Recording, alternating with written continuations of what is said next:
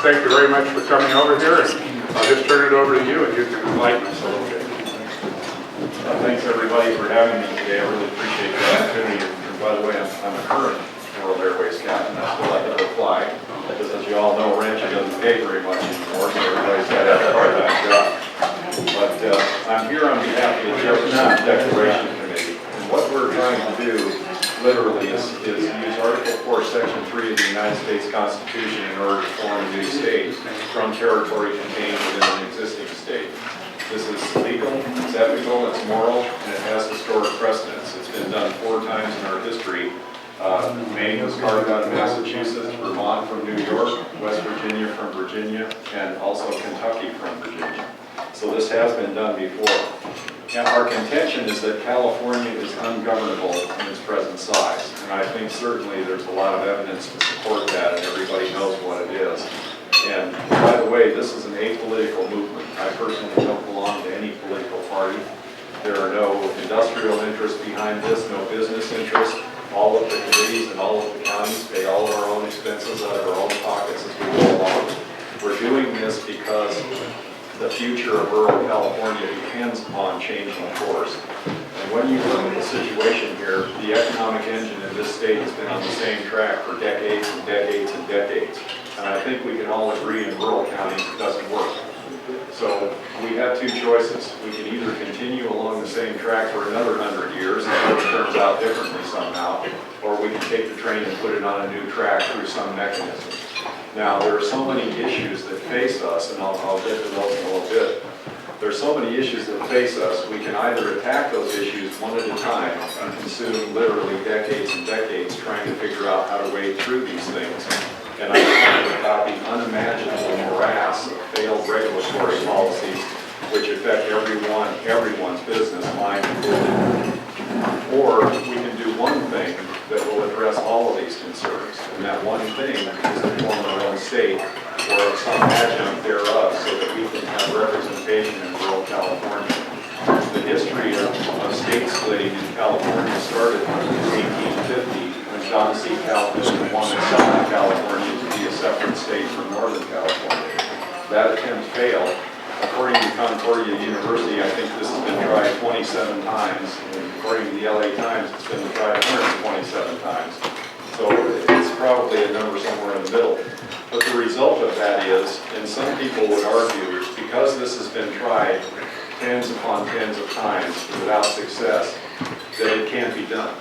I would argue conversely that because it's been tried tens upon tens of times, that it needs to be done, and that there's a good argument from the people of the state that it not only needs to be done, but that it should be done, and that it must be done for our continued survival. I think we've reached a point in our political discourse when a separation between rural Northern California and Southern California is necessary not only for our survival, but also for the well-being of the people in Southern California. We are what amounts to an unfunded liability to Southern California. In fact, they have a name for us now. It's welfare county. And so, when they go to their budgetary process every year, they're faced with funding the welfare counties of Northern California. And we, on the other hand, suffer underneath policies for which we have no representation. Now, California had representation for each county up until 1965, and I think it was commonly referred to as a federal plan when we had 2 state senators for each county, and we had assemblymen proportional to the population of each county. There were several proposals in California to defeat that mechanism, to go to one man, one vote. In fact, they were initiative processes. And there was one in, I believe it was 1936, there was another one in the 40s, there was another one in the 50s, another one in 1962, and the latest one in 1965 to attempt to get California to one man, one vote, both in the Assembly as well as the Senate. Now, all of those initiatives by the people failed by large margins. In other words, California saw the need to have representation by county as late as 1965, when the last initiative failed, 56 or 7%, 40-something, 43%, I believe. So we recognize the need as late as 1965 to remain in a system of government where representation was both by county and by population. And what that prevented was large urban populations from piping the tune, so to speak, for the entire state of California. And rural counties would also have some voice in that legislative process. And by the way, the last initiative in 1965 was opposed by Governor Brown, Democratic Governor Brown, very vehemently, because he also recognized the need for rural counties to have representation based upon their county and not necessarily their population. So now, how did we get to this point? Well, the Supreme Court, the 900-pound gorilla in the room, entered the picture, and it was supported also by the California Supreme Court. So what we have is a judicial process which trumped not only the legislative process, but also the voting process. Literally, the courts took away our ability to have representation by county with, I think it was a Sims v. Carr, Tabor v. Carr, and it was Reynolds v. Sims. And Reynolds v. Sims put the nail in the coffin for representation by rural counties, at least in California. And the Supreme Court decided that a vote cannot represent a rock, a tree, or an acre. A vote has to represent a human being. Now, oddly enough, as late as after Earl Warren died, and then the succeeding Supreme Courts had two decisions that directly contradict Reynolds v. Sims.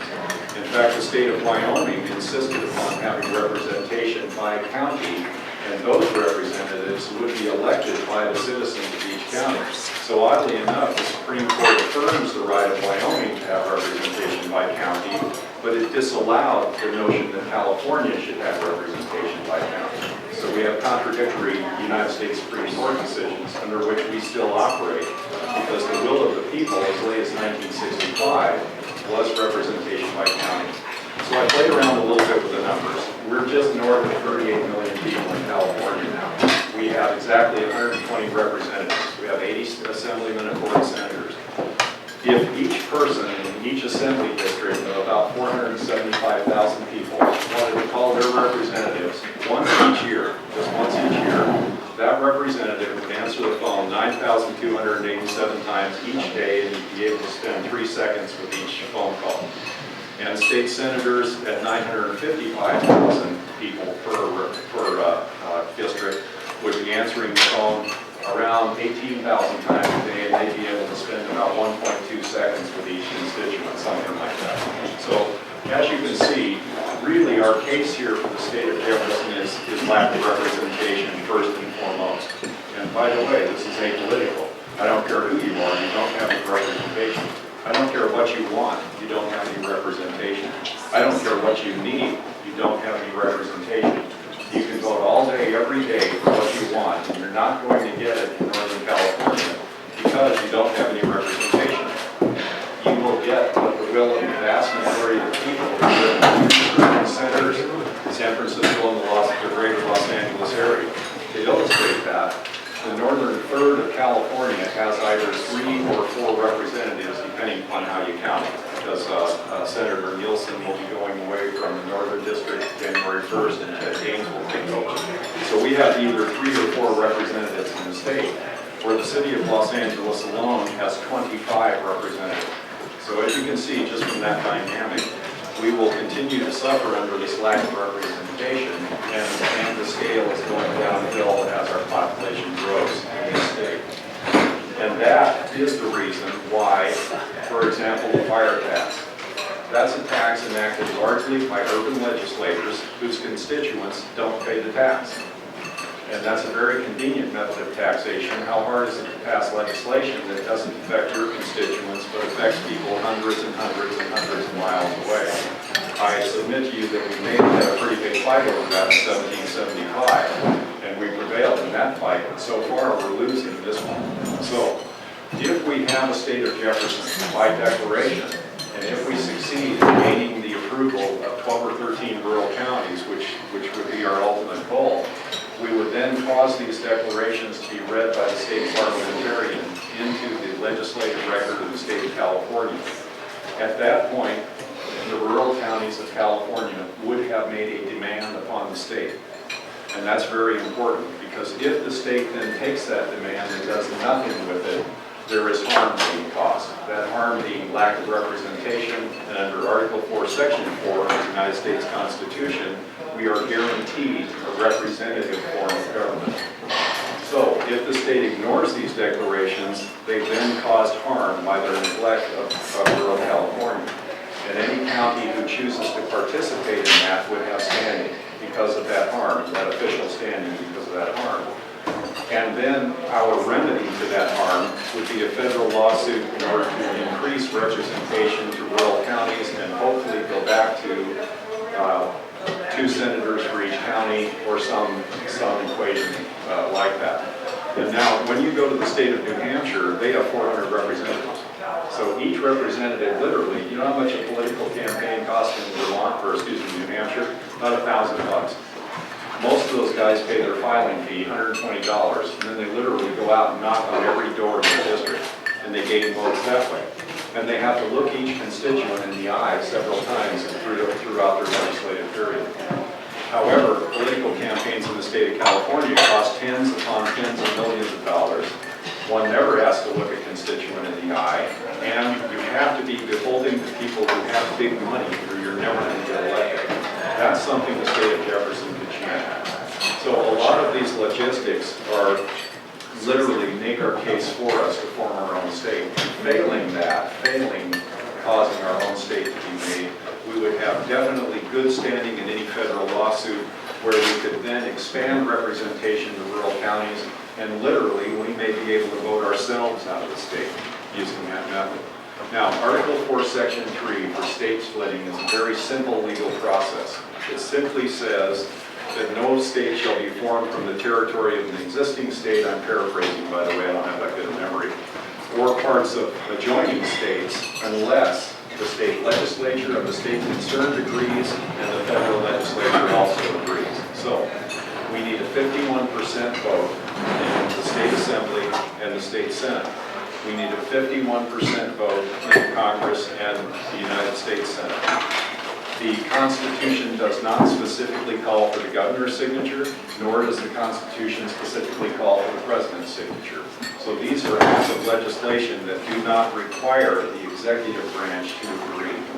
There is a third avenue, should we fail in Article 4, Section 3, should we fail with an Article 4, Section 4 lawsuit for lack of representation, then our third avenue to gain statehood would be calling for a constitutional convention of our neighboring states, also rural states, and then asking our neighbors to change the United States Constitution to let us go. In other words, we could literally attract enough representation in other rural states and small population states that we could narrowly change the United States Constitution and then ask our neighboring states to allow us to go without approval of the California legislature or the federal legislature. So we literally have 3 avenues to do this. Is anybody in small business in here? A lot of people. Yeah. Well, is anyone suffering under some of these idiotic regulatory processes? I know I am. I'm just about to try to renew the FCC. I'm not an on-air personality. My wife and I own the FM radio station in Siskiyou County. And we're about to go through our regulatory process to renew our broadcast license. That's just the initial paperwork. I mean, you literally have to broadcast notices telling people if they don't want you to get your license, how they can complain. That's the kind of regulation we have here. The transgender bathroom law. I can't imagine anyone, even the most liberal, Hispanic, hardworking family in southeast Los Angeles that wants their daughter to shower with a little boy because he thinks he should have been born a girl that day. That law is ripe for abuse. I'm not saying some things aren't needed. I'm not saying some actions aren't required to reconcile those events, but this is a poorly planned, poorly executed piece of trash that parades as legislation. And I think most people can agree with that. We have several instances, for example, mismanagement of the forest. I was going to bring this piece of volcanic glass with me, and one of my forester buddies passes it around the room, and he asks people what they think it is. They say, well, that's basalt, or it's subsidian or something like that. And what it is a piece of topsoil that burned so desperately during the last biscuit fire that it literally melted the topsoil into volcanic glass, and that forest area will be sterile for 150 years, and that's due to California's failed forest management policies. We have travel management problems where people can't go out and cut firewood in their own forest. Literally, the tree has to fall within a car's length of the road before anyone can go out and cut firewood. And those are just the tip of the iceberg. I can literally go on and on and on. I think you all know what these issues are.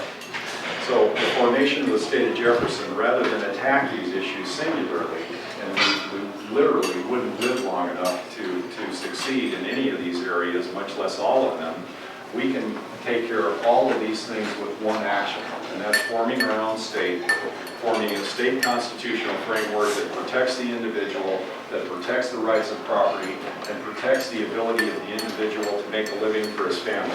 And I don't know about you all, but my son bailed out of Siskiyou County when he was 18 years old, and he is never coming back because there is no job that will pay him there. And I know people who have children and grandchildren, all the same story. We are in a position to rectify that. It's not going to be easy. I'm not saying we're not children here. It's not that this isn't a long shot. If we want to do this, it can be done. And most certainly it has been done before. Not in a long, long time, but it has been done. So there is precedent for this. Well, mainly lack of representation, also the economics of the problem. For example, we are considered the red counties, which means, and that's not a political alignment, by the way, that means that we pay typically less in income taxes and less in property taxes than do, quote, the blue counties.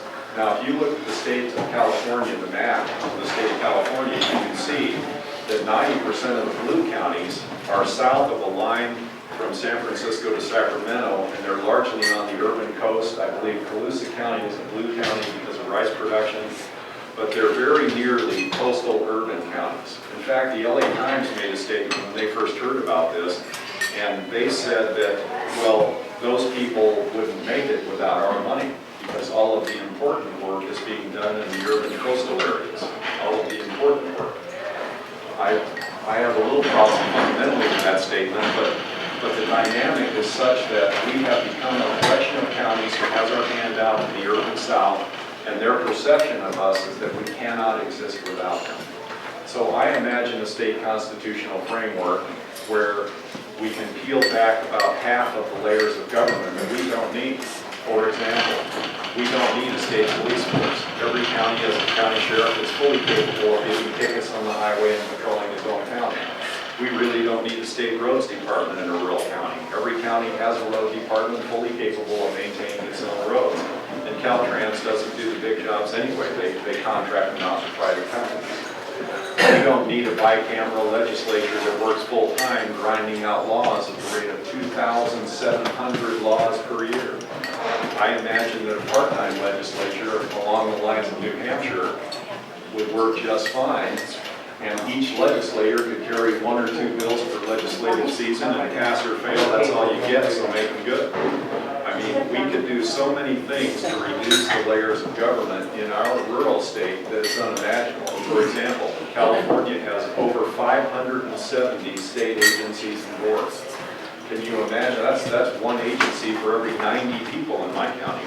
I can imagine we could govern a rural state perfectly well with, I don't know, 200 or 300 state agencies. Maybe 179 of them would be enough. But 570 state agencies seems a little bit extreme to me. We have a public employee problem. We have the highest rate of unfunded liabilities in any state in the United States with public employee retirement. Now, there's a problem with that, even in the new state. Number one, the honorable thing to do is if a public employee is vested, you must honor that contract. However, new public employees, we can change that plan from a defined benefit to a defined contribution. No political entity can guarantee an 8% return on investment like CalPERS does. And the taxpayers have been picking up the bill for that since 1992, and it amounts, I've heard figures as high as $350 billion in unfunded pension liabilities. Well, in a new state, we could honor the contracts of employees that are vested, and we could change it to a defined contribution plan where each employee gets a certain amount of money deposited into their account each year, and then they would do what the rest of us do, which is get a part-time job, get a 401k, and try to make it. And that's how the rest of us do it. So those are ways that we could significantly reduce the cost. I can imagine in a rural state that only paying, say, half to 3/4 of the income tax and property taxes that the urban South pays, we only need half the government that the urban South needs. So how would we get along without that welfare money? I think we get along just fine. And then when you consider this, California is rated the worst state in the United States in which to do business, the worst state. We have the highest income tax rate, we have the highest corporate tax rate, we're ranked around 47 or 48 for the worst public schools in the nation.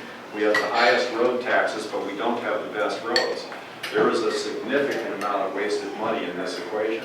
Now, if we form a small rural state with a favorable business climate, a favorable regulatory climate, responsible stewardship of our natural resources, businesses that are bailing out of California at the rate of 1,000 a year would move to the state of Jefferson, and within 5 years we have more jobs than people who do those jobs. That brings up another problem, unchecked growth. Because if we had a rural state with favorable political and regulatory climates, can you imagine the influx of people? In fact, I had a business owner from Silicon Valley that called me yesterday when I was in the hotel, or the day before. And he wouldn't give me his name. I really wanted it because I wanted to use his name in the worst possible way in his company's name. But what he said was, he has a software company in Silicon Valley, and he says, if you get this done, I'm moving my whole company immediately to the new state. And that's just one guy. And, one of our committee members is about to buy the Allied Van Lines franchise in Yuba City, and we have a committee in Yuba County as well. And she and her husband are scared to death that they're going to buy this company, and the regulatory environment under CARB is going to disable that company before they complete the purchase. Now, I'm a farmer. I have a 1978 International tractor that runs like a watch. I take very good care of it. It doesn't smoke, it doesn't make any noise, it's a good tractor. I won't be able to use that under CARB unless I install a $20,000 exhaust filter on a tractor that only cost me $6,000 bucks. Now, even though we have had zero days of poor air quality in North State last year, zero. So what we're going to have to do is retrofit tens of thousands of pieces of equipment at a cost of tens of millions of dollars in order to satisfy an air quality that literally does not exist in our state anyway. And it hasn't. Yes, ma'am. As of January 1, all the trucks, That's right. all the trucks coming into our county, and that's how we get our goods, That's right. is by trucks. We'll have to have the newer engines. 2000, the engine has to be newer than, I think it's 2008. By 2014, those trucks will have to be equipped with 2014 engines. And so it's going to kill the trucking industry in our area. Not only that, everything that comes in by trucks is going to be multiplied by the cost of replacing all those trucks. So if we look at it along those lines, and every delivery business that has a bobtail diesel, watch out for CARB because you're subject to that too. California is nothing more than an extremely large public service corporation. That's all they are. They supply services and goods to the citizens for their own betterment. So if we looked at it like any corporate business, we have two divisions. We'll call the northern division the Jefferson division, and the southern division. In the Jefferson division, at least the last two CEOs have never visited the building. They've never been inside the building. They fly over the building, they look at the roof as they go to Oregon and Washington and so on, but they've never been inside the building. Most of upper management has never been in the building. In fact, most of the assembly people, Brian Daly tells me, most of the assembly people have never been north of a line between San Francisco and Sacramento. They have never been to this division. That's middle management and upper management. Now, our northern division has been losing money quarter after quarter, year after year, decade after decade for 40 or 50 years. In corporate America, what would you do? You'd have two choices. Your first choice would be to fire upper management and hire a team that would pay more attention to that underutilized division. That's not going to happen because most of the stockholders are pretty happy with upper management, and I can understand that. So the other avenue that most businesses would take is they would spin off an unprofitable division and let local my local management, I imagine a state where counties have the lion's share of the power. Counties are people who are boots on the ground. County supervisors have local wisdom, local knowledge, they have local experience, they look their constituents in the eye. The counties are the logical entities of government to do the lion's share of the work in the state of Jefferson. And states should do what they do best, which is liaise with the federal government, liaise with foreign trading partners, act as administrators for federal projects and federal monies, and act as liaisons between counties when inter-county cooperation is required. And under the 10th Amendment, that's what's required of government and not very much more. Now, so we ask ourselves, and another thing, I don't know about you, but I don't see much infighting in the North State between the Democratic Party and the Republican Party. We have issues, and we catfight over those issues. Boy, they're intense. And that's the way it should be. That's politics, and that's how we get things done here. But I can't remember any big battles where anybody in the North State says, well, if we didn't have Democrats, we wouldn't have that problem, or if we didn't have Republicans, we wouldn't have that problem. We tend to cooperate more here than they do in the South. And that's why this movement is perfect, because it's apolitical. In fact, in the new state, the demographics are that we have about 190,000 Republicans, about 150,000 Democrats. It's not as skewed as a lot of people in Southern California pretend, because there are two common arguments against this. Number one, yes, I agree with everything you said. In fact, one of the supervisors in Del Norte said that to me the other day. I agree with everything you said, but it's just too hard. I was not aware that that's the new standard of American behavior. If something is too hard, we shouldn't attempt it. In fact, I'm pretty glad that in 1775, the 3% of the people that did all the heavy lifting in that deal didn't say that. Because the 3% of the people of the United States took a country from the most powerful military force on earth. And in that process, nobody forgot how to build a road or a house, nobody forgot how to do business, nobody forgot how to make a treaty or pay a tax or collect a tax. So I submit to you here that we don't even have to fight. All we're asking for is a boundary line change. And I don't think that's too hard for us to accomplish. And remember, there is a heck of a lot of talent in this room. There's a heck of a lot of talent and intelligence in the North State. We have retired PhDs, we have active PhDs, master's degrees. In fact, we have every single job description they do in the urban South. We don't have as many of them, but we don't lack the intelligence that any other component of the state has. We're fully capable of doing this should we choose to do so. The other argument is, what are we going to do without all the money that Southern California gives us? How will we make it? Well, look at this dynamic. If you have a child that won't leave home, and he's 25, 30, 35 years old, creeping up on 40, and he just doesn't want to leave the house, and his name is Jefferson, and he says, well, heck, I can't leave the house because mom and dad won't pay my bills if I do. Well, there's only one assumption, one unfounded assumption in that argument. Jefferson is assuming that mom and dad are going to want to pay his bills for the rest of his life. Now, here's the dynamic. Because of our lack of representation, the urban South, mom and dad, they can pass legislation and stop paying our bills tomorrow. They have the votes, they have the logistics, they have the political support, and they have the representation to do just that. So if we assume that Southern California is going to want to pay our bills forever, we might be making a huge mistake, and we may wake up one day and find that that's not true, and it'll be too late to reverse course then. So I suggest that now is the time. We have a window of opportunity where pretty much everybody is dissatisfied with the rules and legislation coming out of Sacramento. Pretty much everybody. I run into very few people who can argue this on its merits, that they're perfectly happy being in a welfare county in a disadvantaged economic situation with laws and rules they hate and can't live with, and that causes their family's life to be great. Very few people have a case to make on that. So it is up to us to take the bull by the horns. And I would say that the difference between constitutional republic and tyranny is very simple. Under constitutional republic, you wake up in the morning, and I mean representative government. You wake up in the morning and you're secure in the knowledge that a nation of laws will protect you and your property rights and your ability to make a living for yourself and your family, and those rules aren't changing with the sands and whims of the day. Under any form of tyrannical government, you wake up in the morning and you ask yourself, what is the government going to do to me today? So I would ask you, what form of government would you like your family to wake up under tomorrow? And if it is not the one where government does something to you every single day, then we need to take the bull by the horns in the time of now. So how do we do it? Let's say you agree. And believe me, I'm not here trying to tell you how you should live. I'm here asking you whether this is something you want to participate in and whether it's something you think needs to be done.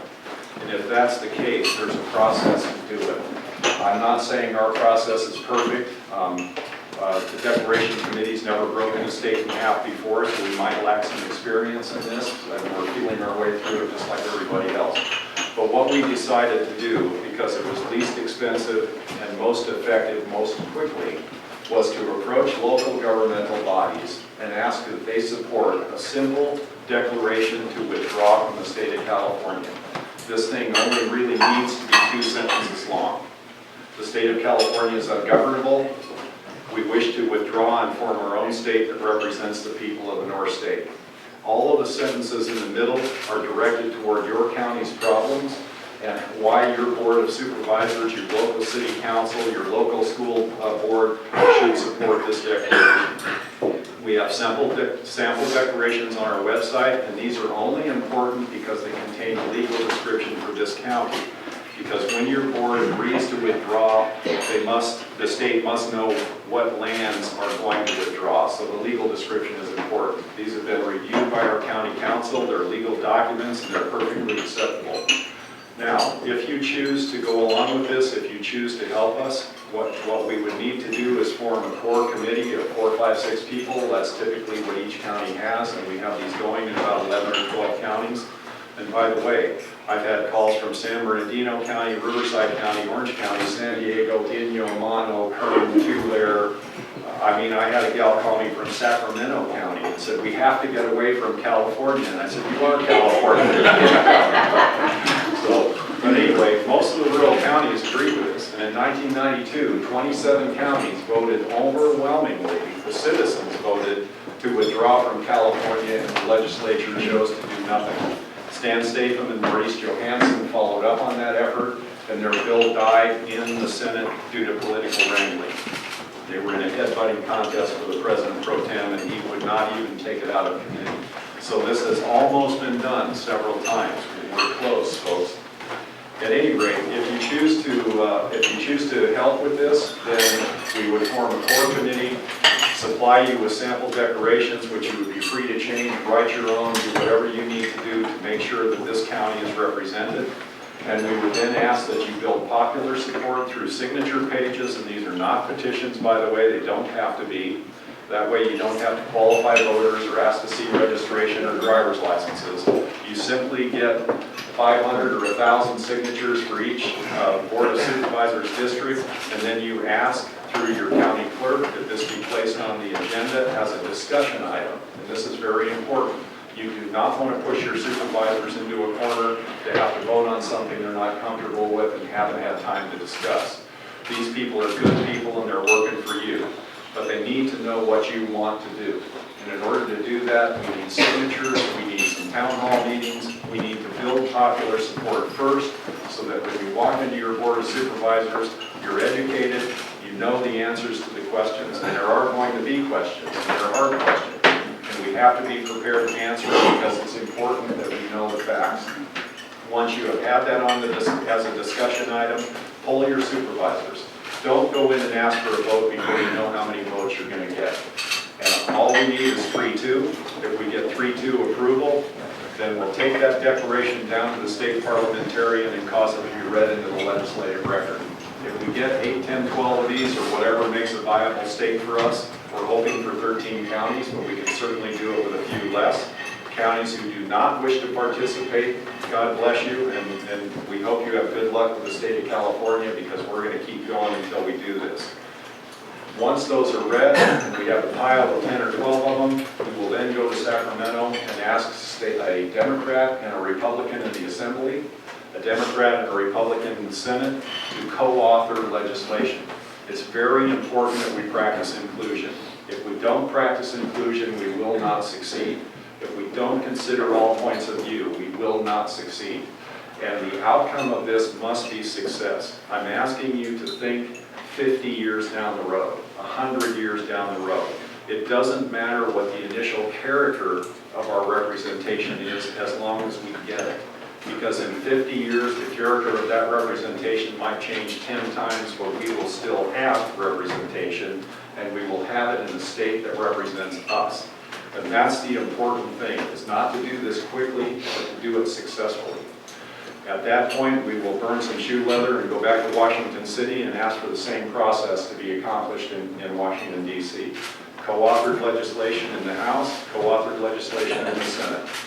And if that prevails, then committees of separation would be formed, boundaries would be drawn, and then the million things that would be required to form a state would start. Who gets the Caltrans bulldozer left over in Crescent City? Who gets to pay for the half runway improvement at the airport?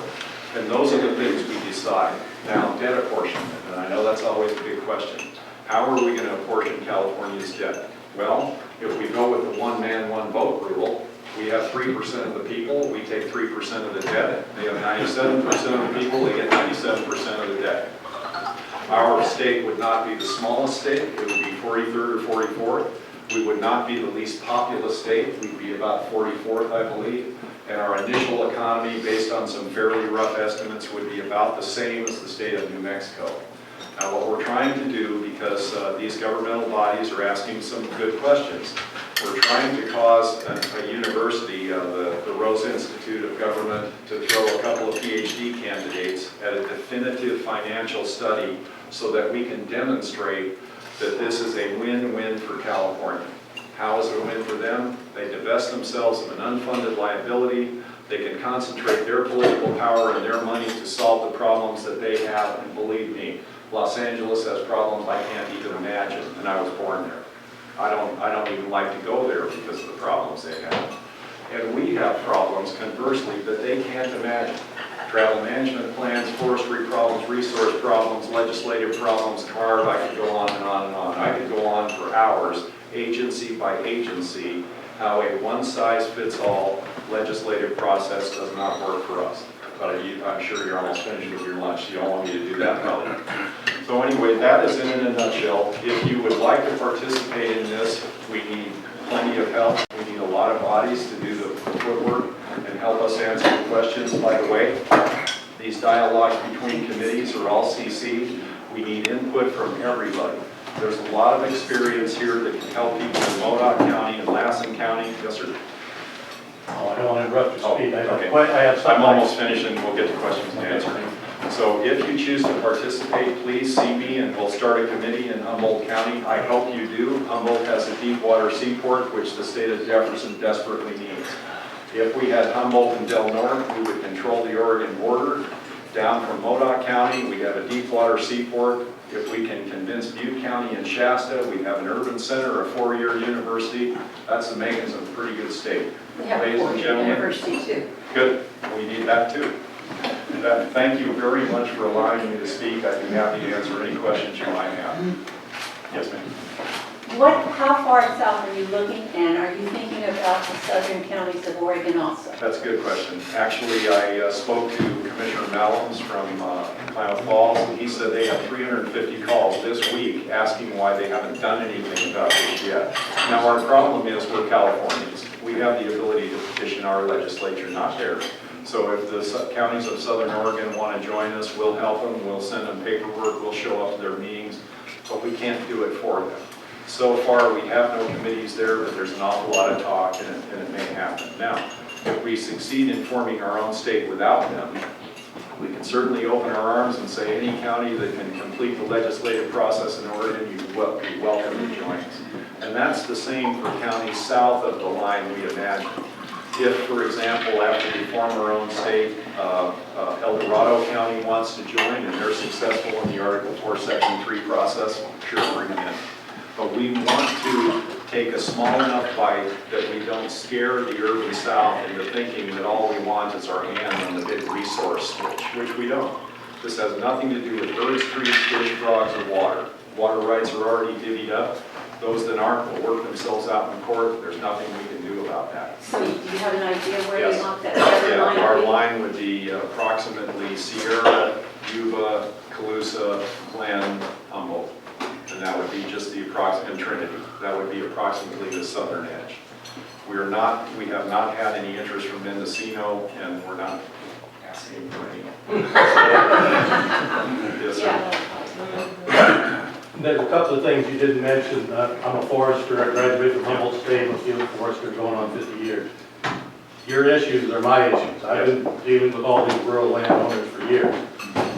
So you're making some good points. There is some leverage that we have regarding water and some other things that would help promote it. And I'm hoping you're thinking about that. Yeah. You've got the Bay, you've got the East-West Railroad, the hot issue. They'll be putting the numbers on the table.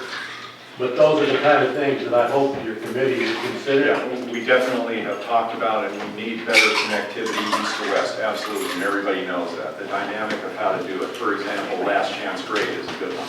That's the lifeline of Del Norte. We would, as a state, have to figure out how to get around that and how to pay for those things. And like I said, we're pretty smart people. We can figure those issues out. I don't have any problem with that. So, anyone else? Yes, sir. What do you imagine happening to the state universities and community colleges? Well, a lady asked me that over in Chico. She said, first of all, what's going to happen to my CalPERS? And I said, nothing. If you're vested in CalPERS, you'd still be vested in CalPERS. Well, what's going to happen to our university? Nothing. We would change the name to the University of Jefferson, and it would be open for business because we want education, we want colleges, we want that intelligence pouring out as fast as we can get it because we need it. So we would still want universities, we try to attract them, we try to make them better, and what we try to do is use our ability to enhance that experience for both us and for the people who attend. Also, one other thing, people say, well, you're still a state, so you still have to deal with the feds. And that's true, and that's a big issue. But here's what a state can do that a county can't do. The state of California allows the feds to break the law anytime they want to. They don't fulfill coordination, they don't use the Regulatory Flexibility Act, they don't use the Data Quality Act, in fact, they don't use most of the acts they're supposed to follow. And so what a state can do is, they can simply demand that the federal government follow the rules. It's been my experience in 100 meetings, the federal government doesn't even know what the rules are. So we can literally force the feds to behave by asking them to follow their own rules as a state, whereas a county, you don't have the power to do that because you're just an arm of the state. Another thing, federal law enforcement and federal intrusion into county and state business. Counties operate ostensibly by their 10th Amendment rights. We don't need federal law enforcement in any county. Federal law enforcement should be contracted through the county sheriff. The feds should have to pay the county sheriff compensatory wages, compensatory benefits, plus profit and overhead for administration.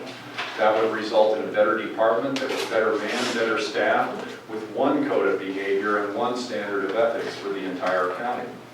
Like I said before, we don't need state police. We don't need $80 billion tunnels under the Sacramento Delta from which we will derive no benefit whatsoever. We don't need a $100 billion high-speed train from which we will derive no benefit. We don't need a bridge that's $6 billion over budget and 20 years late. And oh, by the way, it's been open a week and the bolts are starting to crack. That was a Caltrans project. Those are things that rural California doesn't need, shouldn't have to pay for, and would be better off without. And if we had representation, we would have that. Any other questions? Yes, sir. What about medical marijuana and gay marriage? Okay, medical marijuana and gay marriage would be a county issue, in my opinion. I have my own opinions about all those things, but I'm not the king. This is a representative government. If a county chooses to have medical marijuana, they're free to do that. If a county chooses to have gay marriage, they're free to do that. But as a state, that's a local thing. That should be none of your business as a state, what counties desire to do, because counties are run by the people up, and states are run by legislatures down. And that's not something I think would be anybody's business but this county. Yes, sir. Is there any state in the union now that is run with that minimal state government that you described? New Hampshire. New Hampshire. They have a part-time legislature. They work 2 weeks every other year. Their roads work, their houses aren't falling down, they pay their taxes, and they get services. And their legislators work for 2 weeks every year, and the average legislator in New Hampshire represents 3,000 people.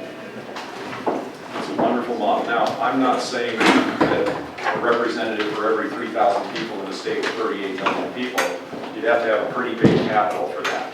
I don't know whether that's a goal we could achieve or even want to achieve, but certainly somewhere north of where we are now would be preferable to what we have. Any other questions? How do you envision funding your effort? Funding our effort to achieve statehood? Well, right now we're funding it out of our own pocket.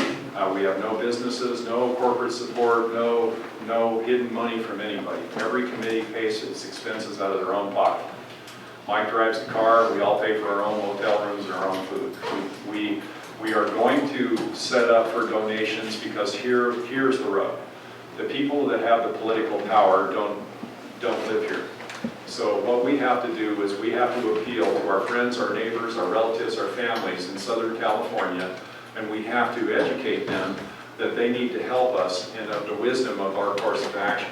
And if we can educate them properly, and that's all this is, then they can put pressure on their legislators to help us form our own state. And that's really where we're going to need money. Because I figure, I go to all these water bond focus meetings, I don't know why they invite me from Siskiyou County, we don't have any skin in that game, but they do.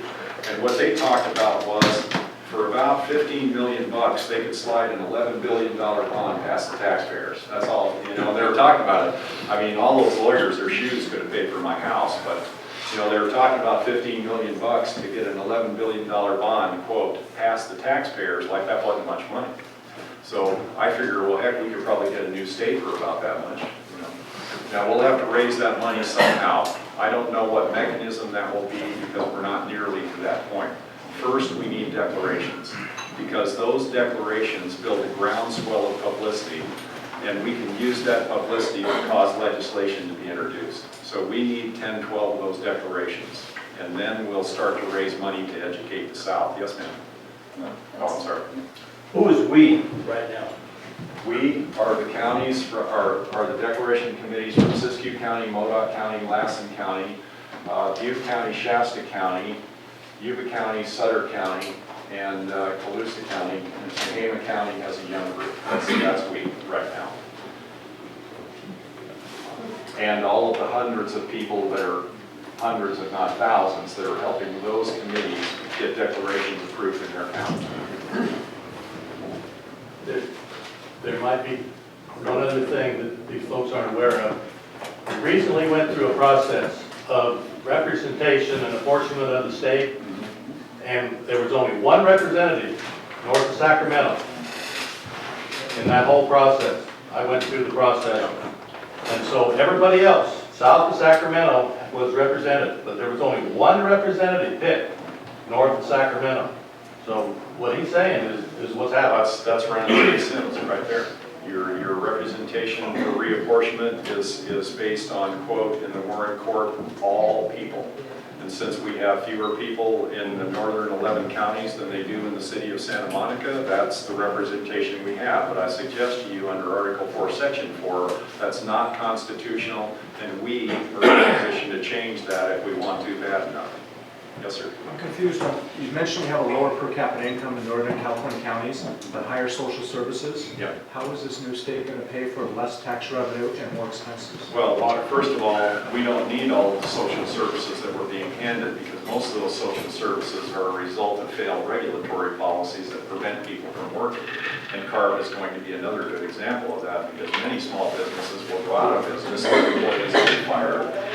For example, I had to let one employee go because my FICA and food went up so much, I just could not justify her job. So she's now unemployed, but she would be employed in a more favorable regulatory environment.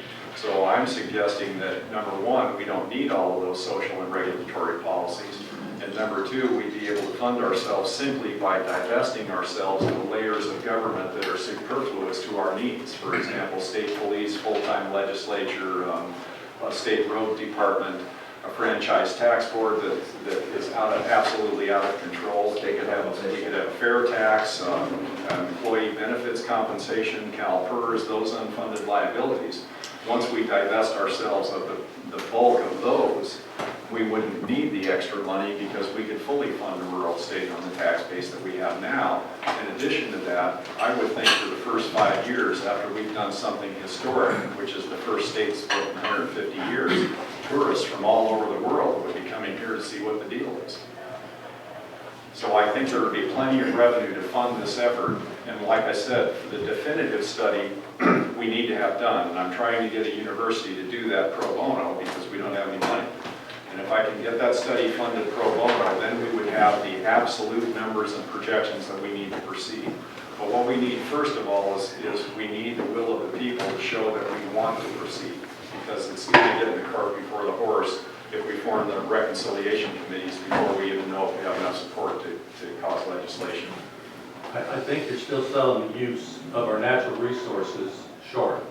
I think there's a value there that needs to be. Well, there's a good point. Mike was a timber faller all his life. And here's what you see when you have healthy stands management, okay? And no one advocates that we go out and cut down all the trees. That's the other argument. People say, well, you just want a little corner of the state where you can cut down all the trees and kill all the fish. And that's so patently ridiculous, I hate to even mention it. But what we do want to do is we want to responsibly manage the forest to avoid catastrophic wildfire and harvest some of the 96% of the growth that we never harvest in California. Because that growth will be harvested one way or another. If it's not harvested, it'll burn. So, and when you see that load of logs go by, that's brand new money. That's wealth that was created off the sweat of somebody's back. It's not a stock scam or a CDS swap. It's none of that stuff. That's the money we need to save this country, and that's the money that would save this state and all of the businesses associated with that. So yeah, you're absolutely right. And let me go further. A great many things are possible if we have our own state. A great many things. None of those things are possible if we don't prevail. None. And you can see, because for the last 50 years we've been trying. Yes, sir. What role, if any, do you envision for yourself in Jefferson? None whatsoever. I'm 61 years old.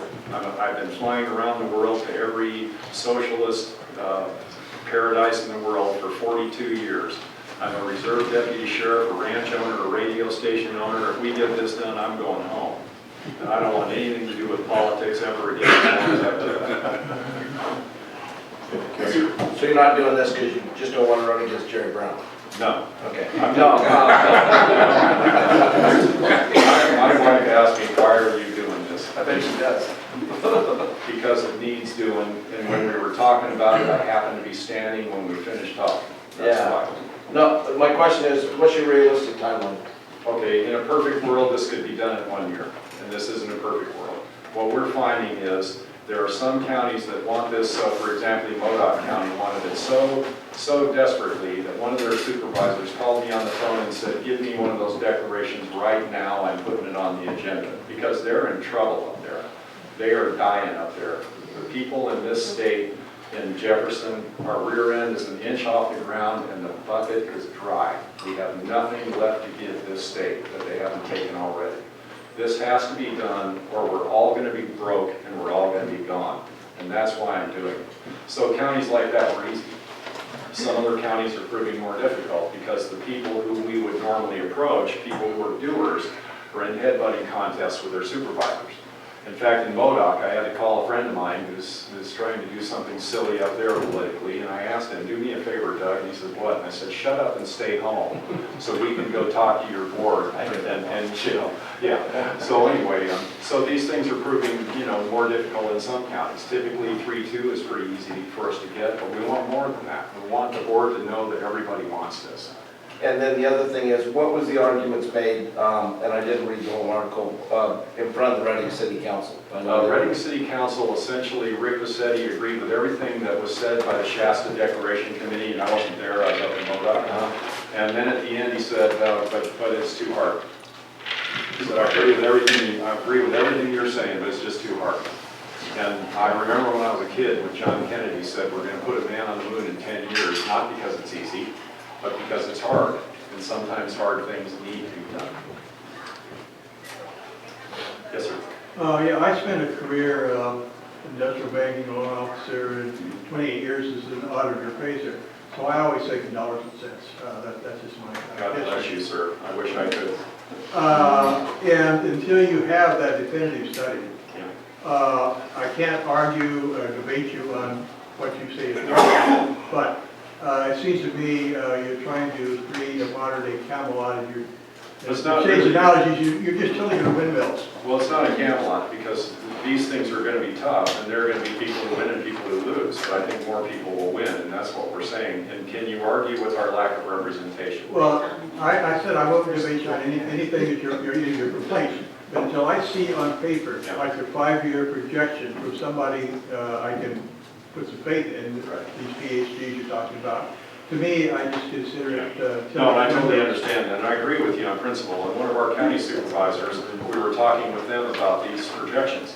And some of these things that you're asking for are literally unknowable until we know what our geographic boundaries are, what the populations are within those boundaries, what their median income is. And since we don't know what that boundary is going to be yet, we can't possibly answer a lot of those questions. So the answer to your question Well, is, you could take whatever 3 counties is, make that projection, make 5 counties, You can. 13, whatever, Yeah. more than one projection. and So once you don't have to wait. yes, you're right. And once we gain the expertise and the knowledge to do that, that's most definitely high on the list of things that need to be done. But for right now, what we're trying to do is find out whether anybody's interested in this and wants to do it. Because it'd be silly to spend years grinding out those studies if we only get 4 counties on board. It's just a waste of time. I think you're gonna gain one, no, sorry. You're gonna Let me gain, ask this lady. Let's- yeah, let's- Yes, ma'am. I'm wondering what education would look like You under your mean plan. primary and secondary education? Yes. Well, and now, I'm not the king of Jefferson, mind you, and Constitutional Convention would have to decide that, but I can't imagine Common Core would be part of it. I think we could go back to an education that teaches values and reading, writing, and arithmetic, and does it in a way that people can succeed. And some of the silliness of coming out of the school now, gosh, I wouldn't want to be part of. Like I said, that's for a Constitutional Convention to decide. And it's also for a county to have a large participatory involvement, because you are the people here. And what I say in Siskiyou County shouldn't have much relevance in the way you educate your children. And that's why the county is in the best position to take the lead on these things, and the state is in the poorest position, because they don't know you, and they don't care. I, Mark, your question? Yes, sir. What happens to the federal and state-owned lands? Well, that's a really good question. And like I said, with the state, a great many things are possible. Now, there is a movement afoot to, as we split the state, there is a movement that would suggest that the federal government, who really has no authority to own these lands, should be forced to turn those lands over to the state for state management.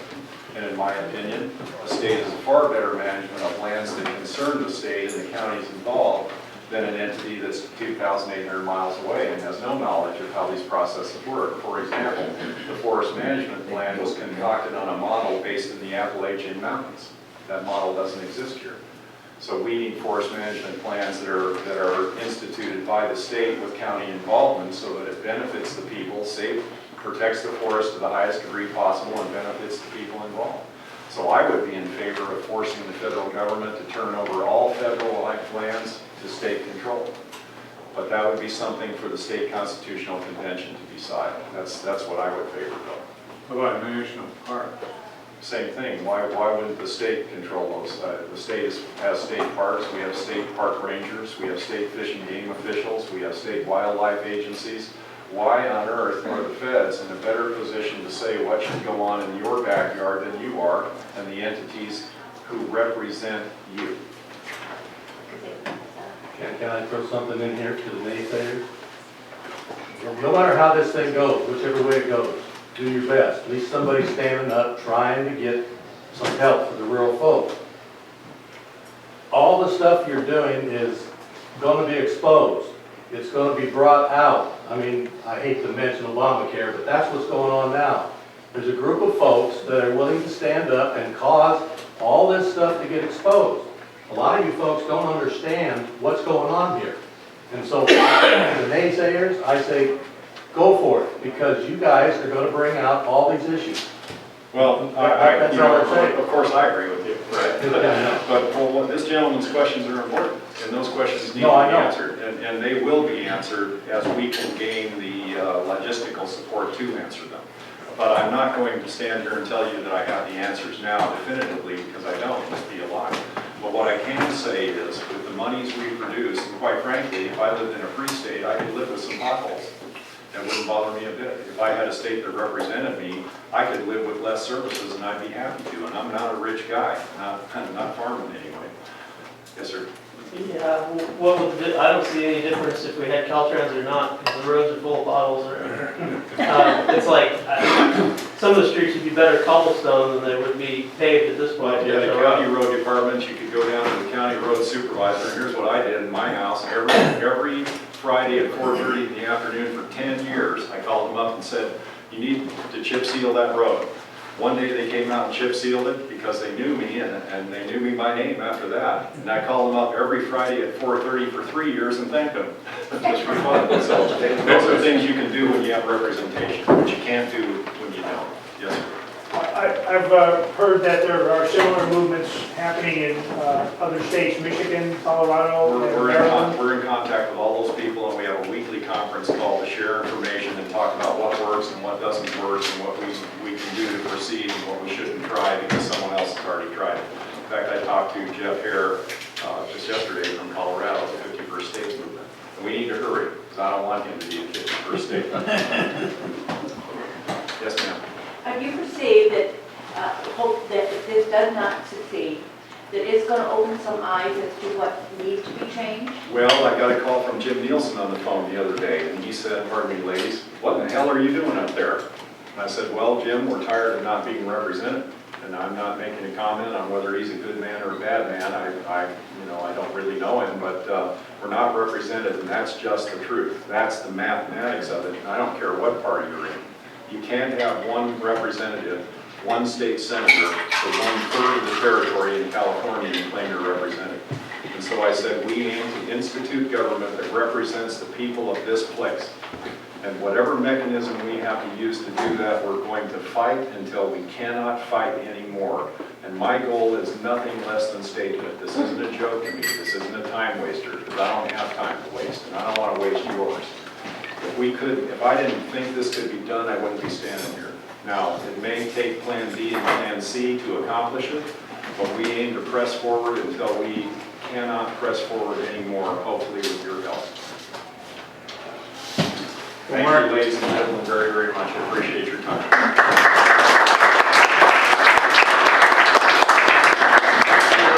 Thank you very much, Mark, for coming over here and making this presentation. I want to point out that the purpose of the Taxpayer League being involved in this is simply a forum, an educational forum, and certainly we have no position at this point, except that we certainly are concerned about taxes. But I would, again, urge any of you that are here to, if you have interest in following up, why be sure you get Mark's contact number before you leave, and I'm sure he'll be happy to talk to any of you and leave you the information you need to further that contact. So once again, thank you for you and to you and all of your Thanks to all of you. cohorts for coming.